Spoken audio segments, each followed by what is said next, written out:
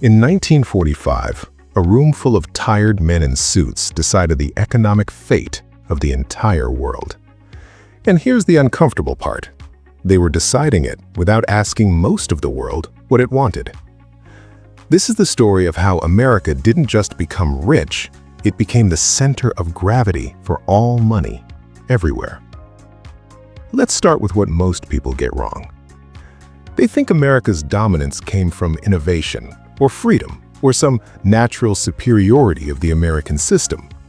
Those things helped, but the real answer is uglier and more strategic than that. The truth is, America became the world's economic leader because it was the only major economy left standing after everyone else destroyed each other. Europe is rubble. Japan is ash. The Soviet Union lost 27 million people. China is about to collapse into civil war. And the United States? Untouched. Its factories are humming, its workforce is intact, and it owns half the world's gold reserves.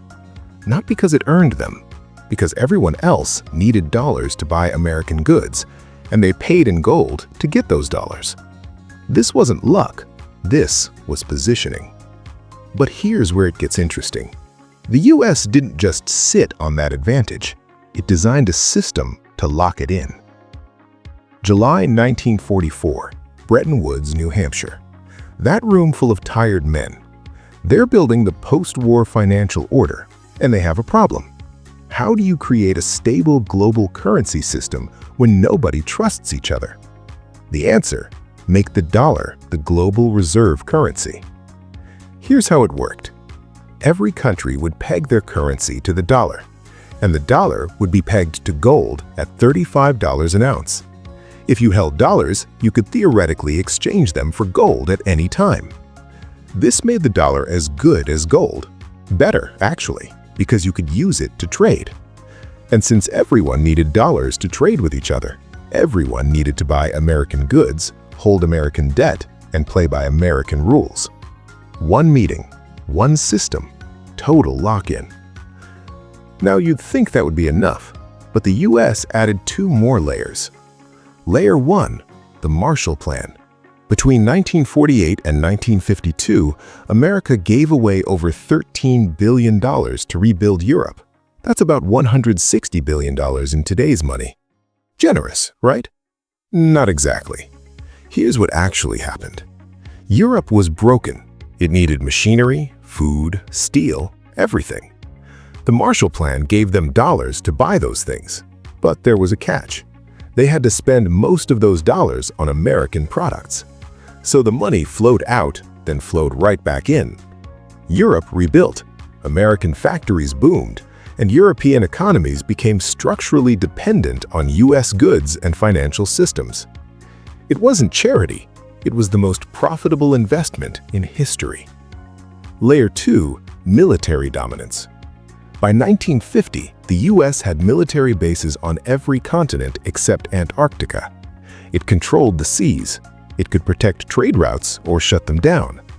And here's the thing about global trade. It only works if someone enforces the rules.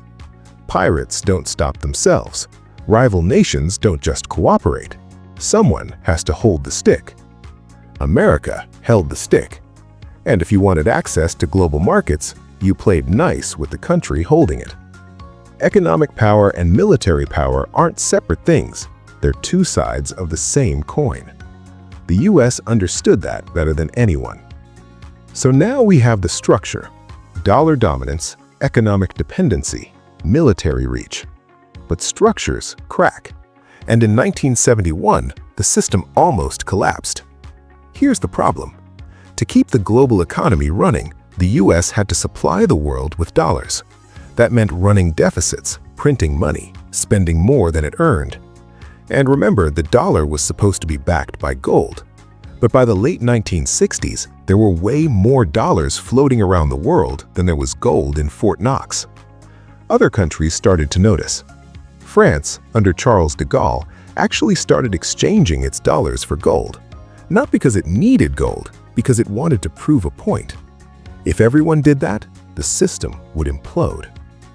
So, in August 1971, Richard Nixon did something unprecedented. He closed the gold window, just announced on TV that the US would no longer exchange dollars for gold. The Bretton Woods system died that day. And yet, the dollar didn't collapse. If anything, it got stronger. Why? Because by 1971, the world was already too locked in. Think about it. Every country had dollar reserves. Every major trade deal was priced in dollars. Oil, the most important commodity on Earth, was sold exclusively in dollars. Even without gold backing, the dollar was still the most stable, most liquid, most trusted currency in the world. Not because of some intrinsic value, because everyone else was using it.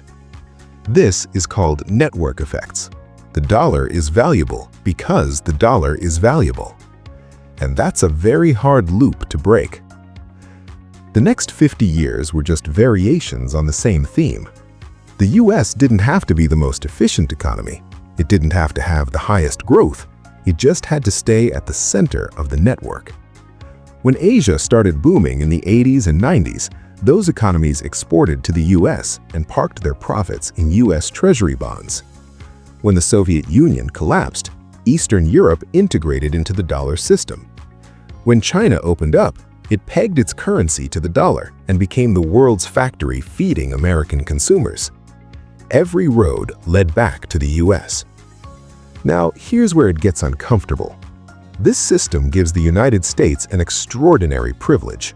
It can print money to pay its debts. It can run massive deficits without immediate consequences.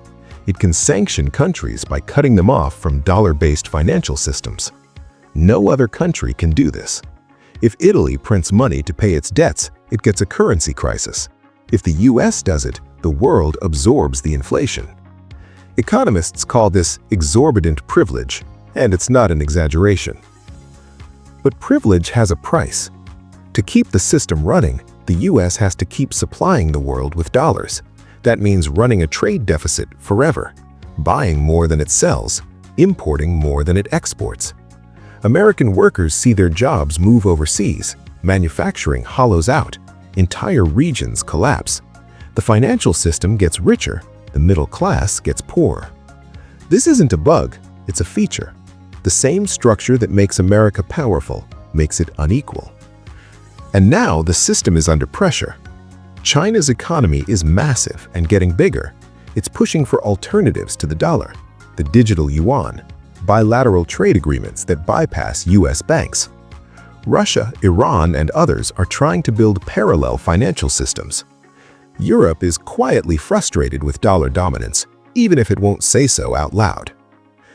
The tools that made the US the center of the global economy, military power, financial infrastructure, network effects, are still there, but the gap is closing. Here's the question nobody wants to ask. What happens if the dollar loses its reserve status? Not completely, not overnight, but slowly, gradually, a few percentage points of global trade at a time. Does the US remain a superpower? Does it stay rich? Or does the entire American standard of living depend on a 75-year-old system that was never meant to last forever?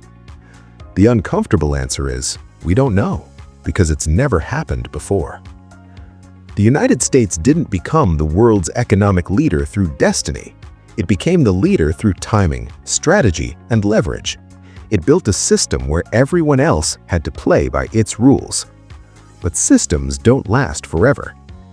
And the thing about being at the center of the world economy is this: you're not just powerful, you're exposed.